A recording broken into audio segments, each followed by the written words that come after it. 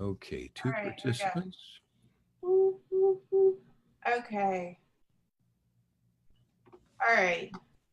Can you see me, hear me? Okay, Yes. here we go. Yes. Yes. All right. Okay, so there is a bit of a delay here. I don't see you. Oh, bats, I'm here.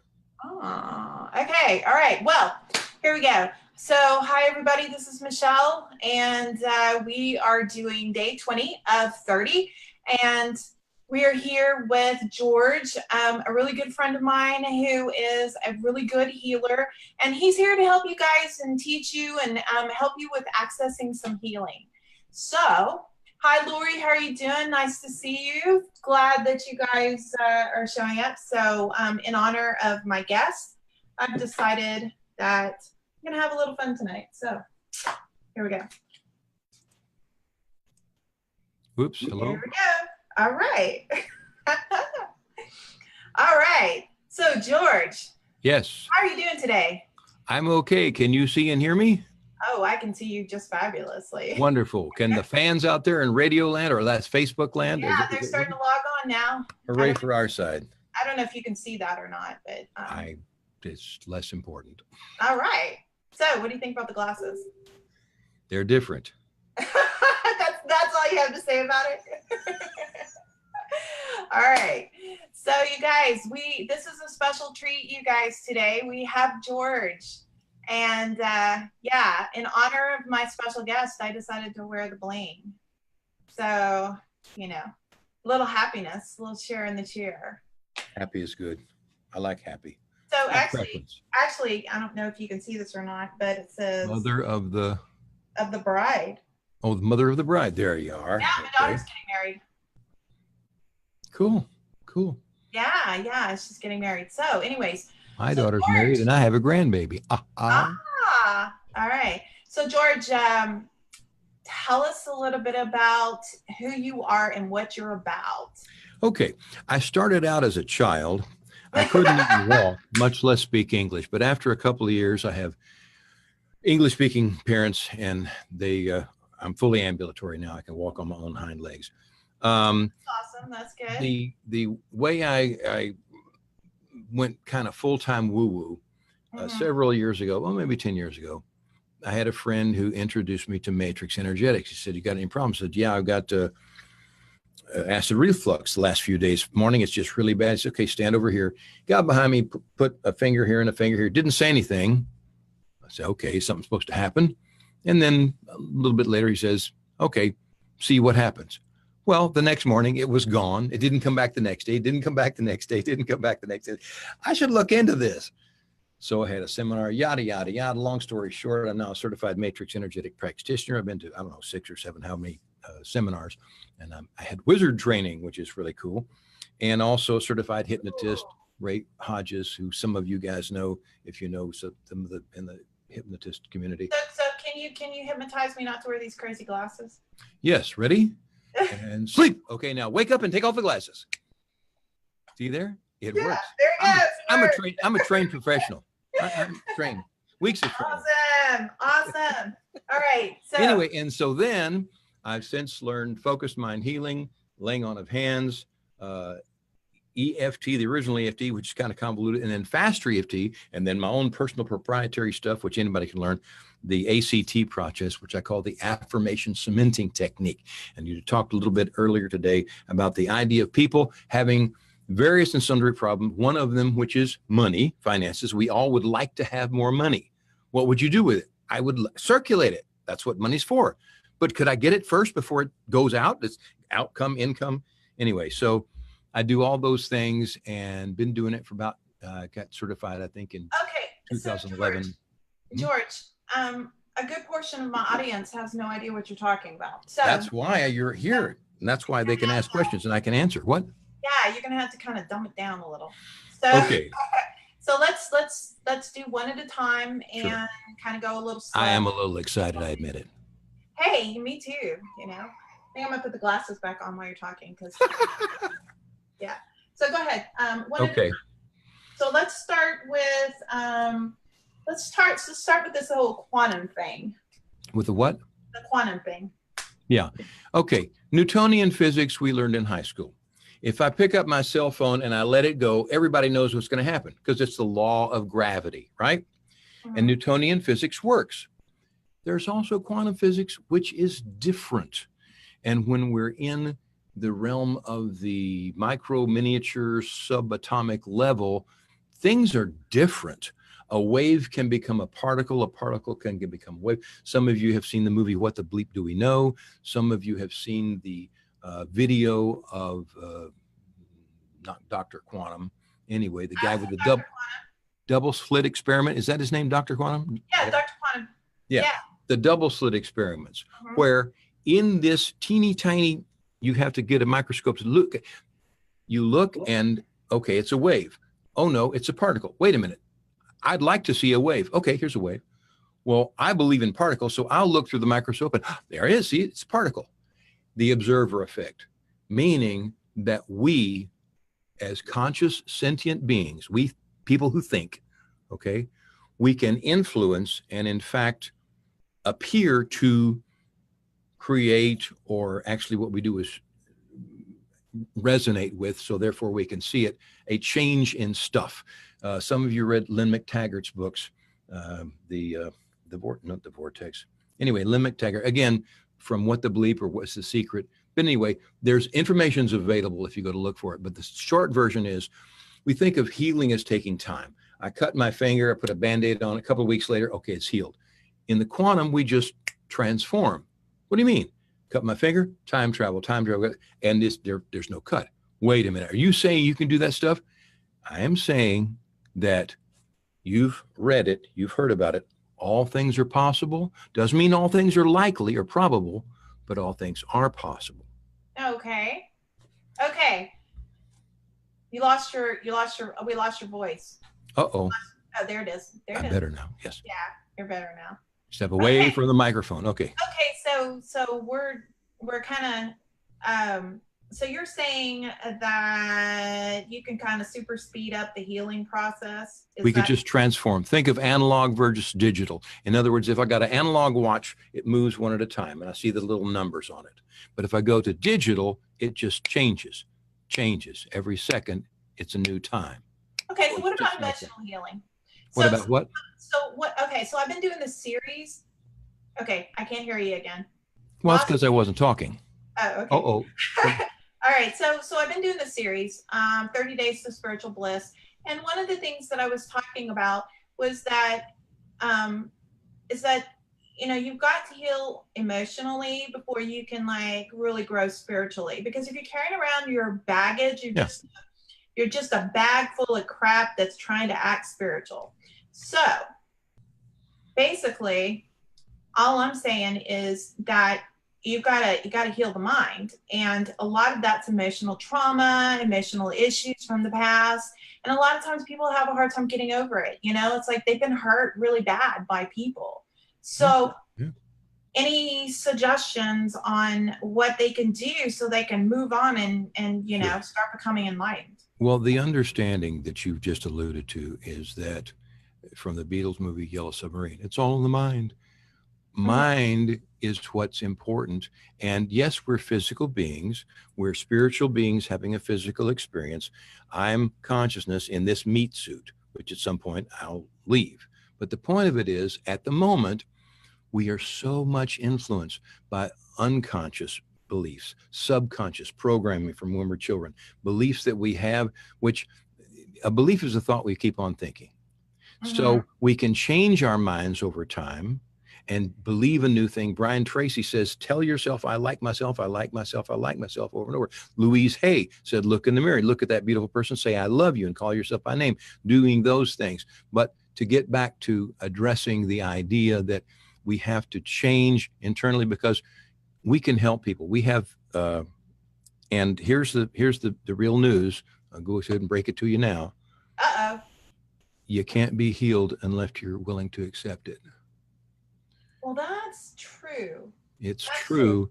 That's true. By willing to accept it, I mean really, really, for reals, really, really. You have to understand that you and I, Michelle, and your viewers and so forth, are not in charge of everything. Really? Oh, I thought I was. No, that's your ego. Bless its heart. Okay. You can call it scruffy or whatever you want to, but there's more to you. I like There's to more call to mine you. glitter. What? I like to call mine glitter.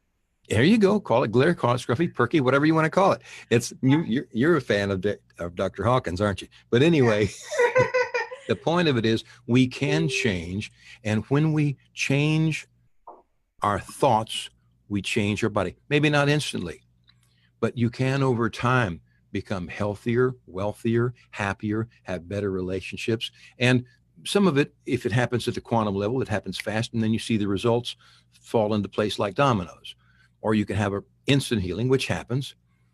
So I hear what you're saying, and you're talking in a very what do you call it?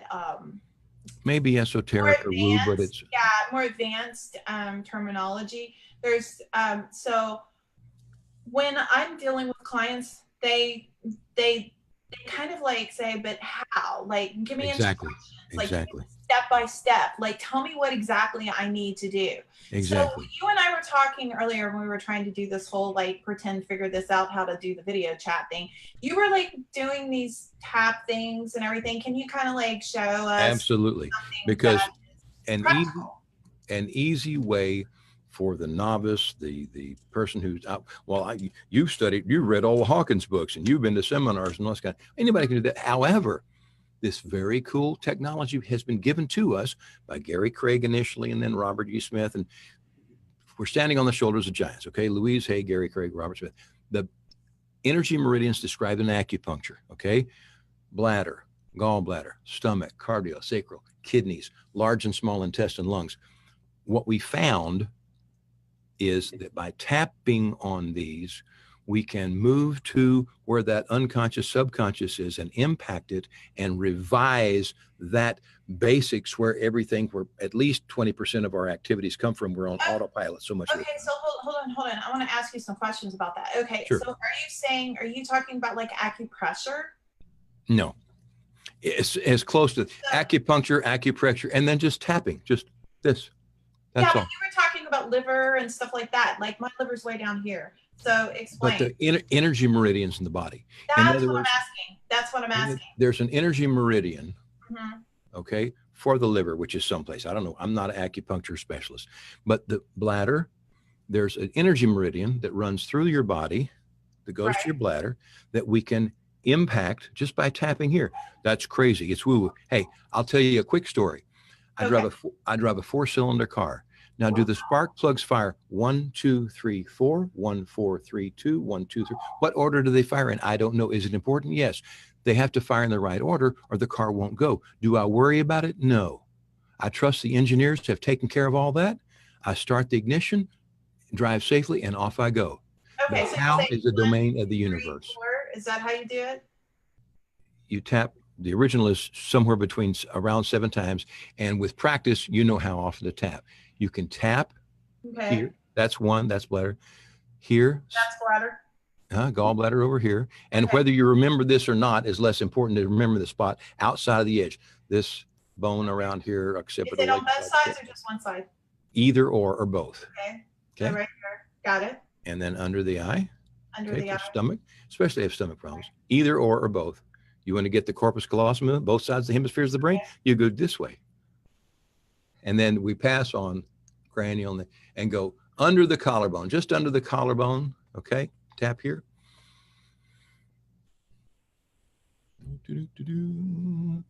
Okay. Collarbone. Got it. And then the process. And the next one is squeeze the wrist twice. Take a big breath, cleansing breath, blow it out and say peace. And I can take you through a round of that for folks. Let's just say, for example, okay? Okay. Someone's got a headache, okay? All right. I release and let go of this headache pain. It's our release and let go. You can learn more about this on the website, www.iwantjoy.com. I release and let go of the headache pain. I release it and I let it go of this headache pain. And you're doing it right there on the gallbladder one? It's on all of them. I let it go. Oh, okay. Because the body's all connected. It's all, you have one body, many members. I let it go. I release it and I let it go. It's safe to let it go. And what's the one after the peace? Here, under the eye, And then, oh yeah. Under the collarbone. Peace. Okay, got it. All right. Now I'm going fast because I am excited. I'll admit it. So let's just take a nice broad, covers everything, no concerns about anything, big deal. Okay. Like for example. Hey Deborah, how you doing? Hey Mom, how are you doing? Teresa, hey, you joined us tonight. Just saying hi to a few people that I know, Lori. Everybody else, I really appreciate you guys joining us. This is George, and he's talking about accessing healing, and he was showing us a technique that you can use for tapping, and he's talking about accessing the meridians. Now, if you guys don't know about that, I'm sure you're familiar with like chakras. Chakras are energy portals in your body. So the meridians are different points in your body where you have, like, it was really confusing to me years ago. I used to date an acupuncturist, and he was like, yeah, you need to tap on your liver. And I was like, or gallbladder. And I'm sitting here going, what? My gallbladder's down here. And he would like grab parts of my ankle and stuff like that and say, okay, this is going to fix your spleen. And so I know it's kind of weird, but oddly enough, it works really well. I found that there's a point on your foot that if you get a really bad headache, you can press on it. And but he's showing us actual, what they call, I think it's called EFT. It's tapping, and it's focused in on this area right here. And this can help with like headaches and other issues. So thank you for showing us that, George. So what about, can tapping be used for emotional things? Like, Absolutely. Let's say hypothetically I'm depressed, or I'm having, Absolutely. Anxiety is a big issue for a lot of people. So like, can it be used for that? What was the last one? Anxiety. Sure. Okay. And for anybody that's having anxiety, let's use that as a sample. And in 5 minutes, we'll walk through everything, and you folks out there in Facebook land will feel the physical changes in your body. So tap along with me and say what I say. I release and let go of the feelings of anxiety. I release and let go of worry and concern and anxiety. I just let them go. I've held on to them long enough. Anxiety, anxiousness, worry, concern. I just let that stuff go. I let it go. I let it go on purpose. I release and let go of all anxiety, worry, and concern. I just let it go. It's safe to let it go. Big breath. Say peace. So, some of the things that I like to do when I'm working with people, obviously hypnosis works really well for anxiety, but I teach meditation, and what I've found personally is when I light incense and I light a candle and I put on some music and I dim the lights, and we just kind of access all the senses. And it seems to be easier for them to concentrate. I'll even put some like binaural beats in the background, and I find that people really, it helps with easing that. How do you feel about all that? What works. What I tell my clients is do what resonates with you. Binaural beats are wonderful. Holosync technology I used years ago to basically reframe the way I thought. A Course in Miracles. You want to do it intellectually. And there's a number of things. Hypnosis is obvious work because, as you know, and any hypnotists are watching, is we bypass the X factor. my vocabulary just left me. But the point being, what works. And meditating, yes, absolutely. I've got a meditation which I offer free on the website that has a alpha brainwave entraining sound in the background, which is 8 to 12 cycles per second. Jose Silva mind control, Silva method. You can learn about that, the alpha mind, beta alpha, and so forth. But yeah, meditation, soft lights, quiet music that you like, all the things that help an individual reach more relaxed state, less stressed state. Then as we relax, we're more open. The best thing, some of your viewers there have heard of Neville Goddard.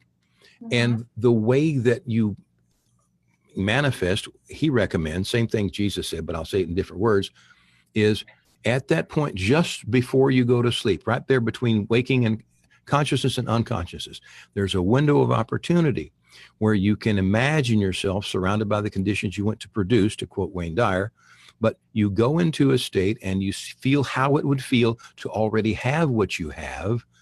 Focus on that and then let that go. And then as you sleep all night, your unconscious is, we'll work this out. Let's see, what shall I do? You have dreams about it and so forth and so on, and it will work out for you. Does that make sense? All right.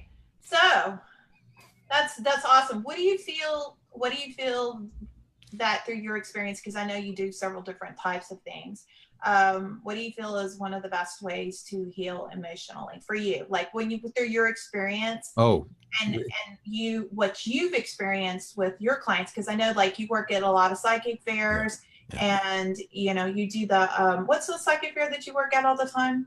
Well, we'll be at Centerpoint on Sunday. We'll be at Marva's the first Saturday of the month. We're in San Antonio on June 3rd. We'll be in Dickinson it's all on the website, iwantjoy.com, by the way. But anyway, as far as me, I work on me, okay? Because strangely enough, I have problems too, just like other normal people. You mean you have all this knowledge and you still have problems? Oh my God, George, I can't believe it. You're actually normal? Well, I wouldn't go that far.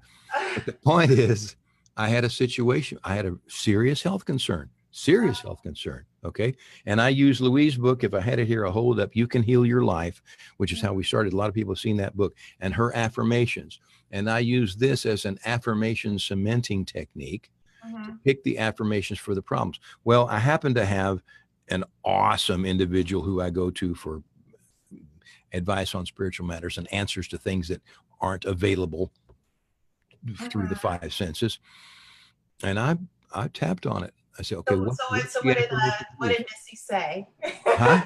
So what did Missy say? Basically, it was me letting go of my need to be in charge. I release and let go of me needing to be in charge, of me thinking I'm right. I might be right, but I don't need to be right. I can let that go. And it was a very emotional situation. And ta-da, within a few hours, this very serious problem, the symptoms disappeared and then went away. But the point of it is, some of the very powerful things we can do is let go, release and let go of the need to be right. Doesn't mean I'm not going to be right, but the need to be right, the need to be in charge, that ego stuff. The ego says, I want to be in first place. I want to have all the accolades. I want everyone to love me. I want to be that's all well and good. And the ego is not a terrible thing we should kill, which is a mistake in teaching. But the point of it is, let go of that need to be in charge. You know, I've found that I have that tendency. And you're human too? Yeah, can you believe that? And I've just over time, I've kind of chosen to like let other people have it, you know, like I'll, you know, if there's somebody's trying to place fault somewhere, I'll go, it's my fault. You know, I'll just jump in and say it's my fault because somebody needed to place the blame somewhere. So I just took it and said, you know, like, I don't really care. It doesn't bother me. You know, like if you need to place blame somewhere, I'll take it. And because it doesn't affect me whatsoever. I mean, I just realized that the person is having an issue and they have to place blame somewhere. So I'm just like, hey, you know, I'll do it. And it's really kind of funny because I do that a lot with like my brother-in-law, you know, like who did this, blah, blah, blah, or something, blah, blah, blah. And he'll start like going off on this tangent or something. And I'll go, oh, it's my fault. And usually like when I do that, he just kind of lets it go. And that way he's not, you know, he's not going to go on a rampage, you know, on somebody else. And, you know, it's no big deal. But I've chosen to not let that kind of stuff really bother me. Hey, Michael, you just joining in. So anyways, I don't feel the need to have to be right. In fact, I'll let somebody else be right before I'm right because it's just not necessary to me because I understand what's really going on. I see the bigger picture. So I used to think that I'd let go of that stuff. I mhm, used to think that I knew stuff that I'm already surrendered to God. I've already taken care of all that. Yeah, to some degree. mhm. I'll give you another example. It was maybe, let's say 3 years ago, maybe 4 years ago, Christmas morning. I was hit with the most profound sadness. And I'm a divorced person. I've had plenty of reasons to be sad, but this was no physical, no one was dying, but profound sadness drove me to my knees. And I'm saying, what in the world? Well, this too shall pass. And I got over it. But I asked Missy, what was that about? She says, well, it was stuff that needed to be healed. And you weren't ready to let it be healed until then. And so you let it come up to be healed. It came up to be healed. You got rid of it. Now you move on. Did you figure out what it was? Yeah, sadness. And Did the thing of it, where the sadness was coming from, though? yeah, from the past. See, this is the deal. And this is when I work with my clients to say, I have no interest what caused this trauma, why you're afraid of cats, or why you're every time you have these panic attacks or whatever. What happened to you is none of my business.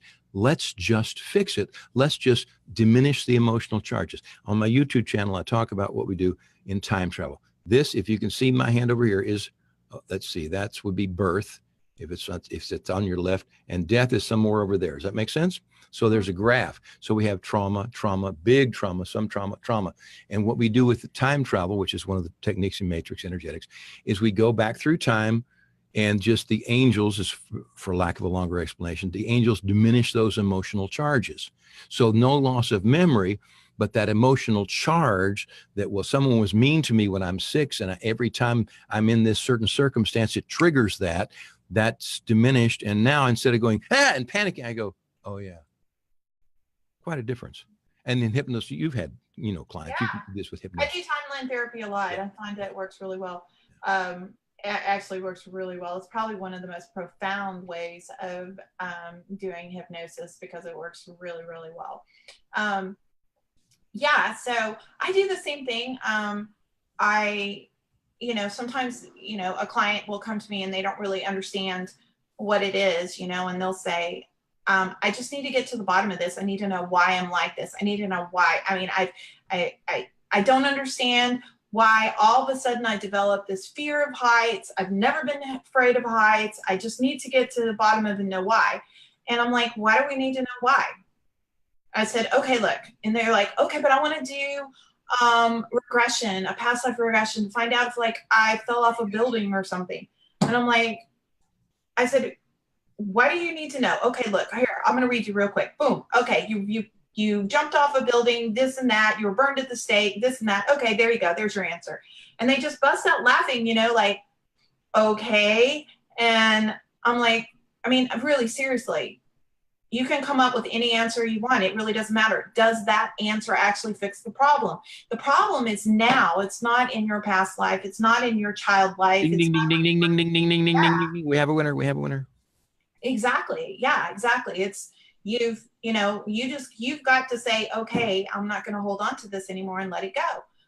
And it's, I'm very in your face, to the point. This is it, here's how we do it. Okay. So let's get moving here. And of course, add a little humor here and there. And I, laugh and tell really funny stories. At least I think they're funny. So there you go. And, and I try to teach people that they can have fun. They can have life. They can breathe and enjoy the world and experience and, stop. Who cares about the freaking past? How does it matter? And nothing matters except for right now. But we've been taught and we've been trained and we've been conditioned that we need to find out what's the root cause. The root cause was you were born. Okay. The root cause, you decided to become a sentient being here on the free will planet. Okay. You got into a body. Okay. That's the reason you have problems. And then you had experiences since then. Mm-hmm. But absolutely. And of course, the huge teaching from Faster EFT is, where are you? You're now. Now, can you go back and think of something that really bad that happened to you and focus on that and feel bad? Of course. But you can also remember when something really good happened. Remember a time you had fun. Yeah, you can do that in your own mind. People could do it right now. Remember some time that was really fun. Christmas morning, birthday party, summer camp. Oh yeah, the time. Oh yeah. Doesn't that feel good? Yeah, it does. And that's now. Did you go there? Did you time travel? No, I just went there in my mind. You can do that anytime you want to. But we habitually, unfortunately, fall back to our programming, fall back to the, well, that's negative. I've watched the news, stop doing that. But there's plenty of things to complain about. There's plenty of things that are wrong. Seek and you'll find doesn't just work for the good stuff. Oh, no, absolutely. It works for the bad stuff too. It's, you know, if you seek out trouble, if you seek out worry, if you seek out pain, you're going to find it. I mean, it's going to come running to you. You know what I'm saying? And the thing of it is, people don't do it consciously. They don't do it consciously. You're not doing it consciously. You're not making an effort to go feel bad and think that you're a victim. But we habituate ways of being and ways of thinking. Well, here's the thing. Here's the thing that I say, George, a lot is that you were not born with these problems. You were actually born perfect and pure. And all of this stuff that's happened to you, all this pain, this anxiety, this depression, these things that are holding you back, they were learned. Okay. You learned how to be insecure. You learned how to be antisocial. You learned how to feel pain. You learned how to get depressed. You know, all these things are things that you learned. And so if something can be learned, because you weren't born that way, you were born perfect and beautiful and spiritual and pure.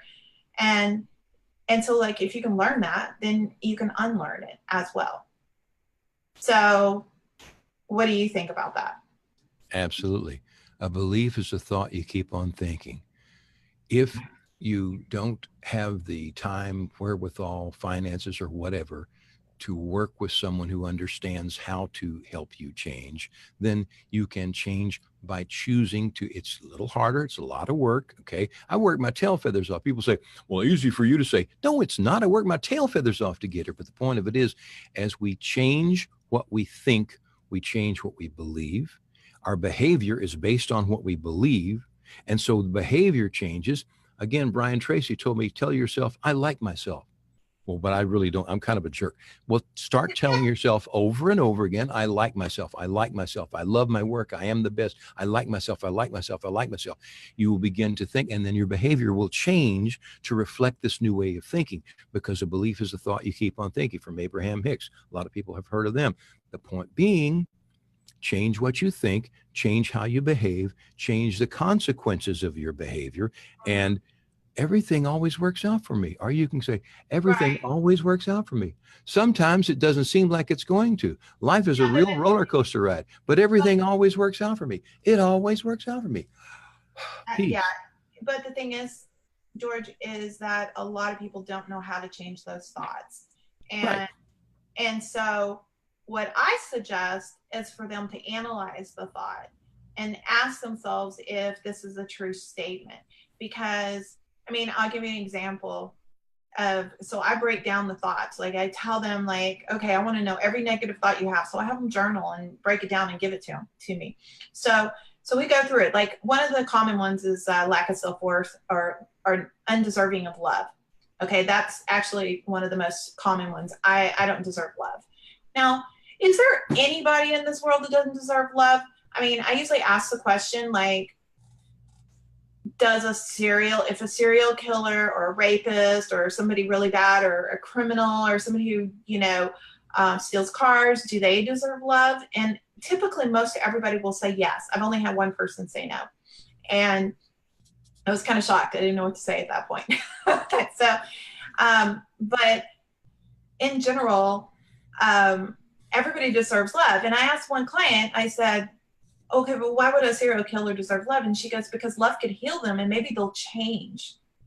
And maybe they won't be a serial killer because the reason hurt people. So if that person's hurting people because they were hurt, maybe if they were loved and they wouldn't hurt so much anymore and they wouldn't hurt people. And I said, okay, think about what you're saying.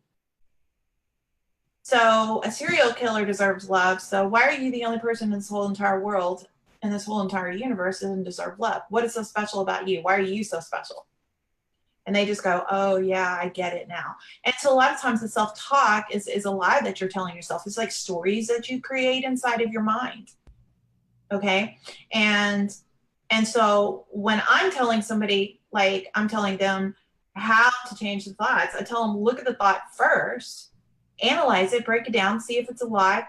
And, you know, I have a very beautiful client that was told by other people things that weren't true. And she did a self-analyzation, and now she says, I'm divine, or I'm fucking beautiful. I don't remember exactly how she says it. I don't know. Anyway, it's really cool. Anyway, it's like, I'm awesome. I mean, that's kind of the feeling that she says when she says it.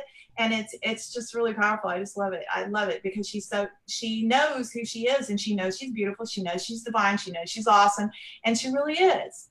And so it's amazing to see that when somebody actually recognizes, and I'm like, look at yourself in the mirror, you know, see what you really are. And then when they discover that it's just been a lie that they've been telling themselves, and they start to realize that, you know, hey, I'm okay.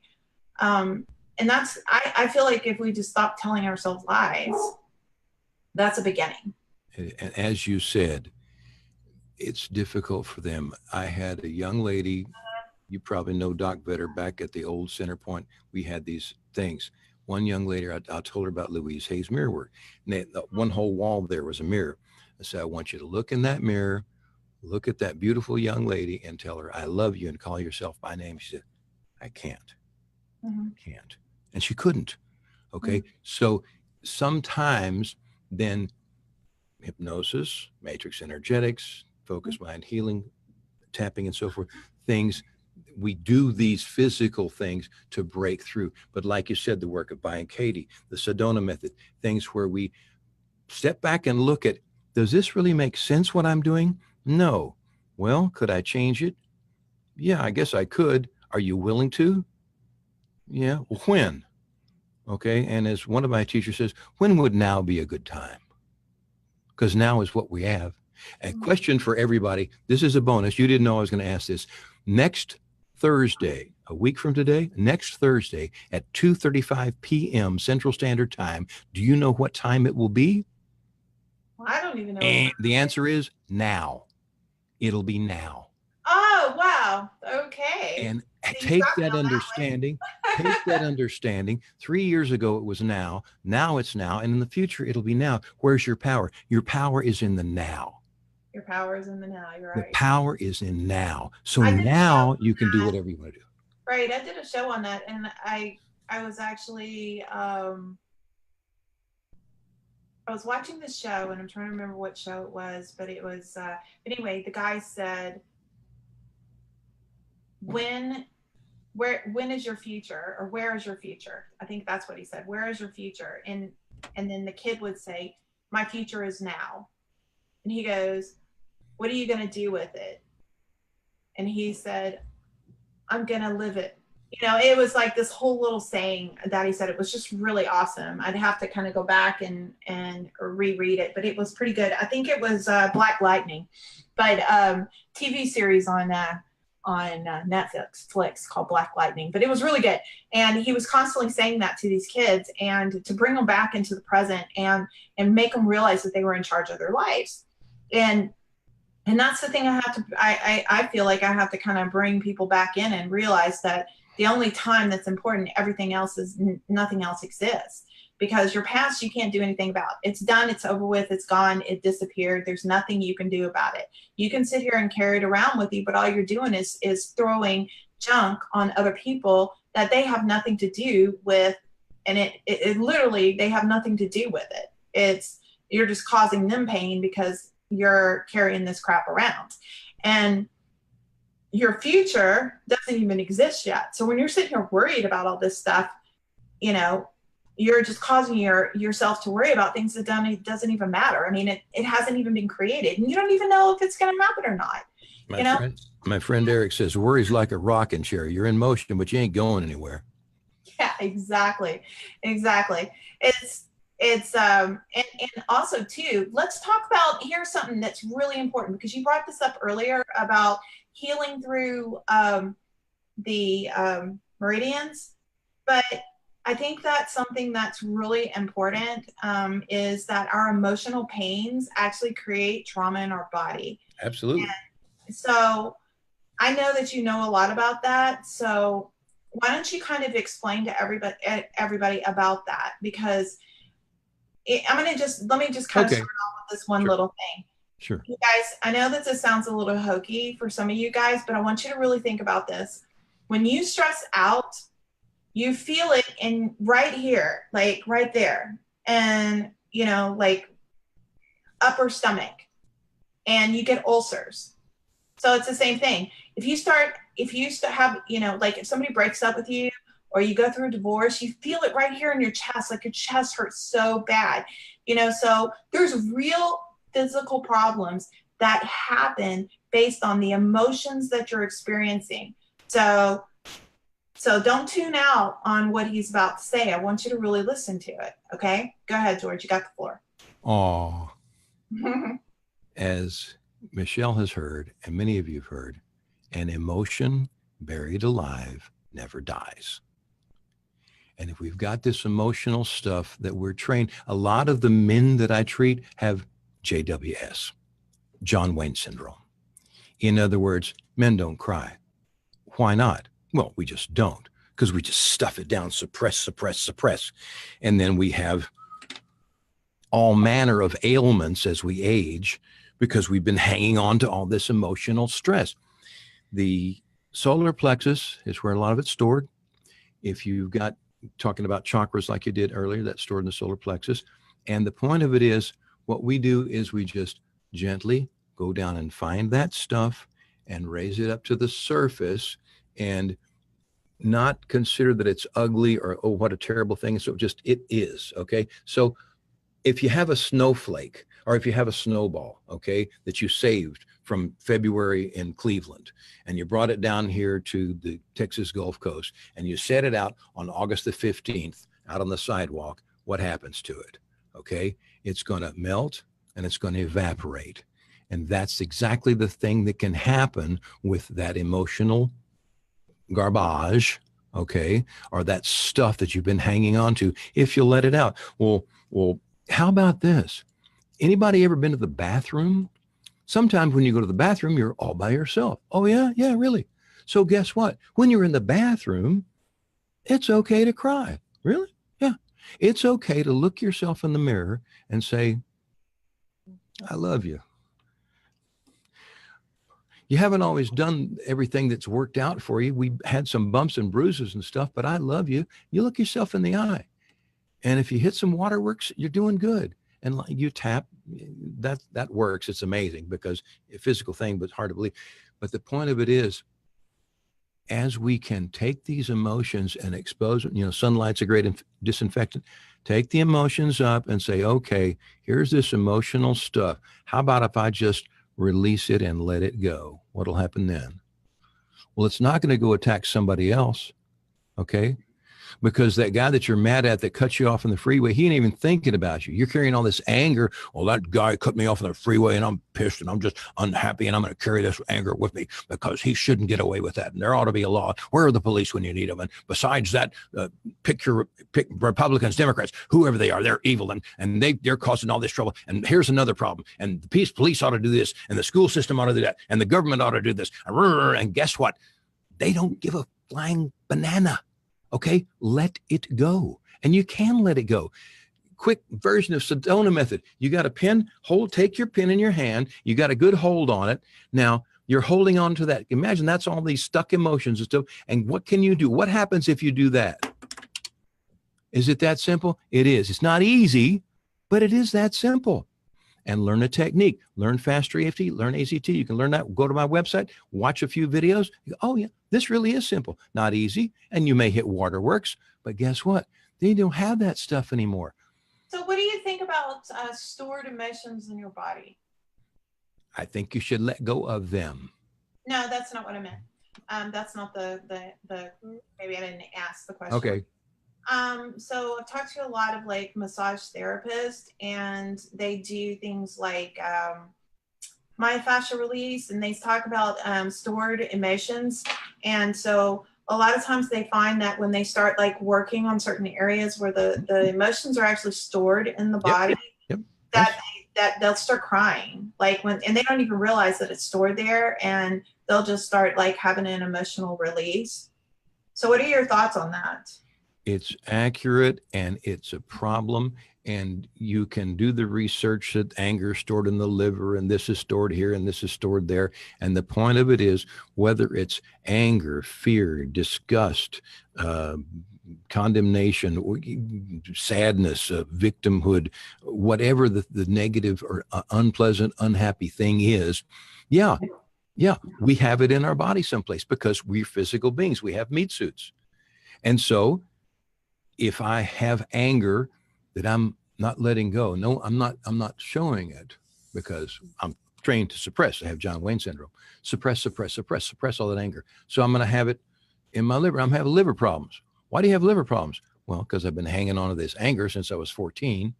Well, how about, and like you say, you have people do the lymph massage, lymph nodes, do the massage there and so forth, and that stuff cleans out. And that's why the massage everything. Drink some water, okay? Because your body's going to have released toxins, okay? And you release the toxins, you release it, and just keep doing it, because guess what?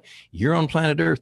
You're going to create more toxins, or you're going to breathe them, or you're going to drink them, or you're going to eat them, or you're going to have them. And since we've been 2 and 3 years old, okay, we've been storing stuff. Quick, another story. I tell this in my classes. You ever seen old people like 80, 90 years old, and they're walking around real slow and they're hunched over? The reason is they were issued that invisible emotional backpack in kindergarten. And then all the authority figures, teachers, parents, clergy said, here, have some blame for that backpack. Have some shame for that backpack. Have a little guilt for that. Have some supposed to. Have some should have. And they carry that around. And after 30, 40, 50 years, it just wears them down. How about you do this? Just take that off. Easier said than done. I didn't say it was easy. It is simple, but it's not easy. But if you want to, if you have the desire, you can do it. Anybody can do it. All right. Thank you, George. I really appreciate all that. Weeks of training.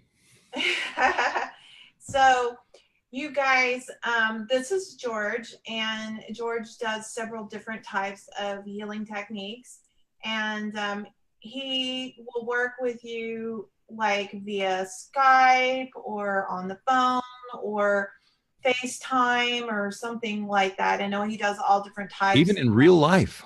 Yeah, in real life. Yeah, well, I have a lot of people that are all over the world here. So, he will work with you in different ways. He also works at several different psychic fairs, and he sets up a booth, and he does like his energetics, his matrix energetics, and helps you with overcoming some of these things. George is probably one of the nicest, kindest people I've ever met. I've sent him people before and didn't say don't charge him or anything like that, but he just out of the kindness of his heart, he either charged him. He's a sweetheart. Yeah, exactly. And I've heard him say before, I never turn somebody down based on financial reasons. I'll tell you this, my rate is $120 an hour. Never have, never will turn anybody away for lack of funds. And I too have clients in India and Australia and New Zealand and wherever else via Skype. And because, see, the thing of it is, if people, number one, people value what they pay for. So yes, I charge. Okay. Now, if you're destitute, so, well, I can't do anything. Okay, good. And I have those people come to me and they get better, and they don't go out, tell all their friends because they're embarrassed. Okay. I've tried everything. No, you've tried 3, maybe 5 things. You haven't tried everything. Okay. Because I haven't heard from you before. Well, I like to tell people that I don't want them to let money be a reason for not doing it. And I try to keep my prices as reasonable as possible, based on rates that I think somebody can afford. And I know it's kind of pushing slightly, but the way that I work, I actually work with complete and 100% transformation. So when I'm working with somebody, I'm on a commitment of 3 to 4 months. And so I'm going to make the funds to where they can at least afford to do this for a while, you know? And I know it might be like a car payment, but it's better than a house payment, you know? I have friends that charge 5 times the amount I do. And the point is yeah. that there's no amount of money that pays that you can, it's equivalency. Okay, well, I have this thing, this chronic pain for the last 20 years, and I know you're not going to get rid of that. Well, you can think that, but let me work with you for a minute. Oh, and I got Jeff, who, if he ever sees this, he'll say, yeah, saw the guy for 20 minutes.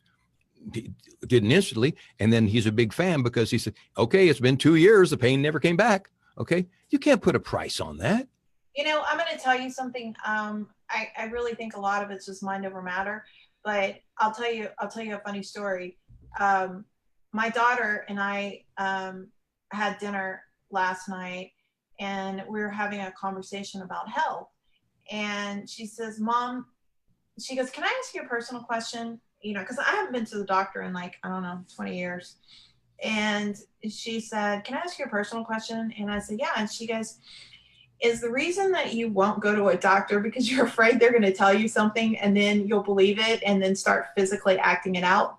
And I busted out laughing and I said, exactly. I'm afraid that if somebody says you have cancer, then suddenly subconsciously I'm going to start acting like, I mean, I'm like totally healthy right now. I'm bouncing around. I do all the stuff and I don't act like there's anything wrong with me. But the second somebody tells me I have cancer, I'm going to be like, oh God, you know, and I'll be finding excuses for reasons to behave a certain way. So, and she's like shook her head and she says, I knew it. I knew that that's the reason. And I said, Amanda, I said, as long as I don't know, it's like the less that I know, the better. But as long as I don't know, as long as somebody doesn't tell me something, then I will be healthy and I will live a very, very healthy life. And I'll be, you know, completely like able to do everything. I mean, I work out, I go to the gym, I eat really healthy. You know, I live a full and active life. I'm extremely busy. I've got a lot of things going on at one time. I don't let anything get in the way of accomplishing what I need to accomplish. And I push through anything that happens to me health-wise. And I actually had something happen to me not too long ago where, and this is an example of, you know, healing it through your mind, because I got into a car accident and I didn't have any medical insurance. And so I decided that I saw this advertisement on TV and I decided to call this attorney because they were saying, oh, you don't have medical insurance, they won't pay for your, you know, because I told the insurance company I have some issues here and they said, well, you know, sorry, blah, blah. So I called this attorney and they said, okay, we'll take care of all your medical stuff. Now I did say I hadn't been to a doctor in 20 years, but this particular one I don't really count because it's something completely different. So I went in and they did an MRI and they said that in my neck I had like 5 or 6 herniated discs and I had a torn stuff on my shoulder, like 5 tears, and I got to a point where I couldn't raise my arm any higher than about, I don't know, it was about 25 degrees. It was like that. And I mean, it literally was about like that. And so they sent me to physical therapy. They sent me to a couple of different surgeons. The surgeon wanted to operate on my neck, and the other surgeon said I had to have an operation on my shoulder. And I was just like, no, I'm not going to do this. I'm not going to have surgery. There's just no way. And so basically, and the reason I decided that was because, for a lot of reasons, but one was the doctor told me that it would take me a year of rehabilitation after the surgery for my shoulder to be normal again.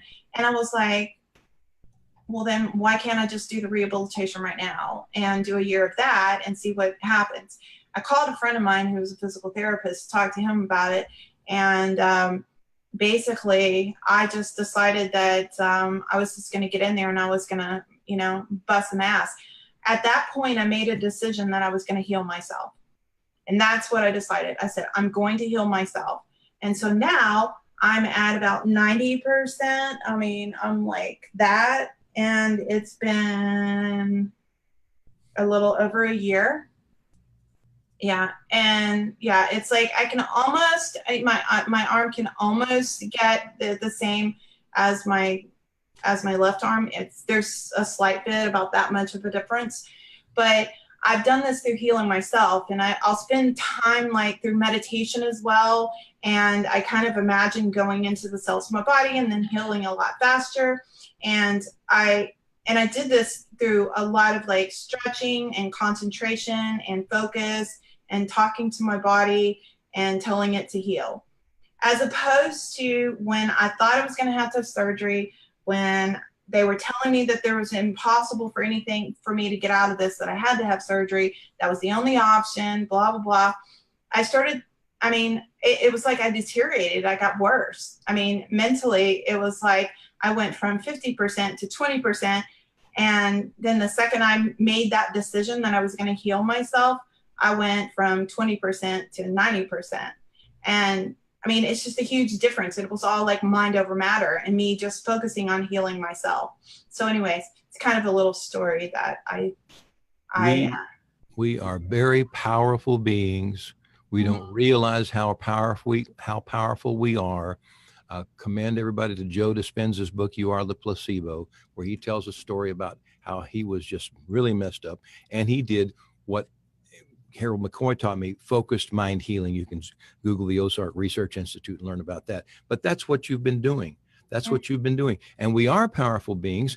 And so, well, I don't want to go to the doctor because I remember when I was in the hospital, it was all this bad stuff and so on and so on. Okay, fine. That was then. And is it happening now? No. Okay. Does it have to happen now? No. Where's your power? Now. Okay. Remember something happy. Remember feeling good. Oh, okay. I can do that. Yeah, you can do that. Because that's where our power is. And that's what we can do. And like I said, Neville'ize it. Imagine yourself being surrounded by the conditions you want to produce. But I don't feel good right now. And that's when it's hard to do. If you're in pain, it's not easy to just, well, I'll just mentally imagine that I feel great. No, it's not easy to do. That's why we have painkillers. That's why I'm not against allopathic medicine. The point is, though, our minds are powerful. We are powerful beings. And our words are really, really powerful. So watch what you say. I've actually had, I get back pain periodically, and I've actually like laid on my bed and focused on imagining like a light beaming into that, focused right into that pain and focused on it and saying that, telling myself that the light is healing it and it's dissolving the pain. And it was like, suddenly the pain just like started going away. I mean, it was really bizarre. Like you've had hypnosis training and you know how the mind works. Yeah, that's true. But I do teach people how to do this. And yeah, I mean, that's one of the things that I do. I mean, if they have issues, with their body, then we work on that. But most of the stuff that I do is problems with mind. And the thing is that regardless if it's your physical body, if it's your mind or whatever, everything can be healed. We have this thing called cellular regeneration, and even the mind can regenerate.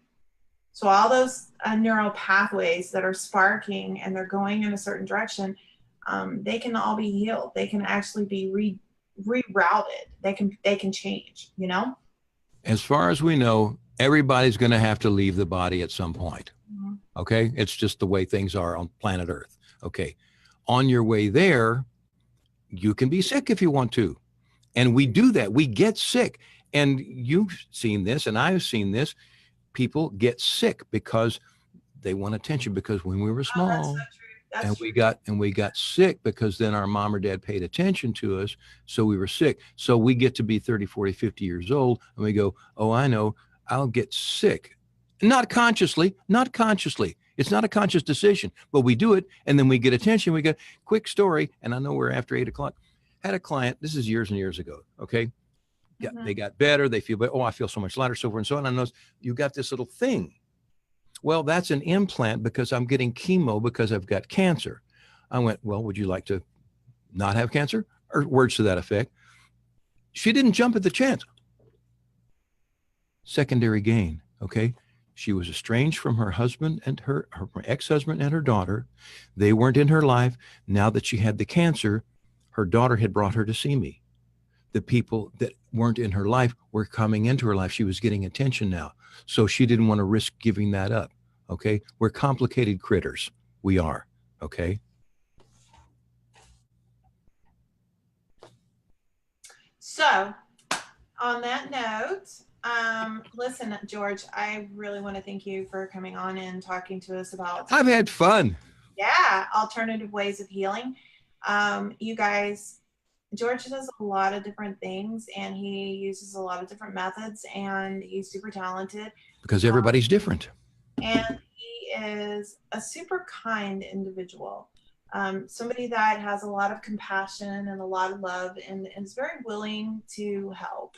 Do you know why? Do you know why? Why you're compassionate and loving and willing to help? Because you're a light worker. Because love works. Hatred doesn't. Vitriol doesn't. Negative stuff. It might give you a short-term ego boost to juice, but love works. Read Hawkins, okay? It works. His thing is, you want to become enlightened? Real simple. Just be kind to everyone, everywhere, every time, in every circumstance. Oh my God, that's so true. You know what? I've been doing this whole 30 days to spiritual bliss, which basically it's 30 days to enlightenment. But I mean, it's like, it always comes back to the same thing. It's like, love yourself, love others, forgive everybody, be kind. I mean, that's the bottom line. And don't get so caught up that you forget that love yourself stuff, because that's important. Absolutely. It's so important. And guys, if you could just love yourself, so much of your pain would go away, all your suffering would go away, and you could experience life from a whole different perspective. So anyways, on that note, I am going to put my glasses back on, my hat back on, and this is how you need to live. Best I could do in short notice. This is how you need to live, you guys. That means smile, laugh, have a good time. Oh, yeah, there you go. Awesome. This is the way. You guys got to laugh, smile, laugh, smile. You know how to tell everybody all the time? You know how you cure everything? You laugh.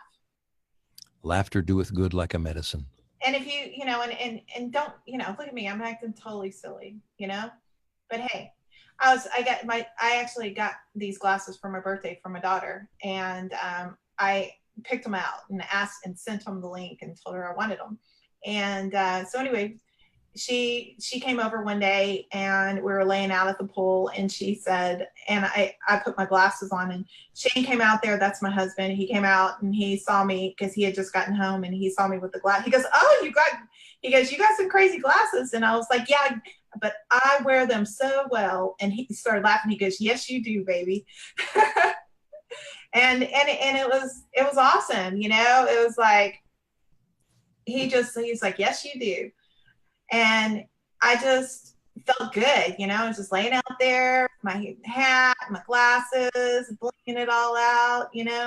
I told my mom that the older I got, the blingier I was going to get, because as I get older, that just gives me permission to get crazy. So the crazy is just going to keep on coming out. You know what I'm saying?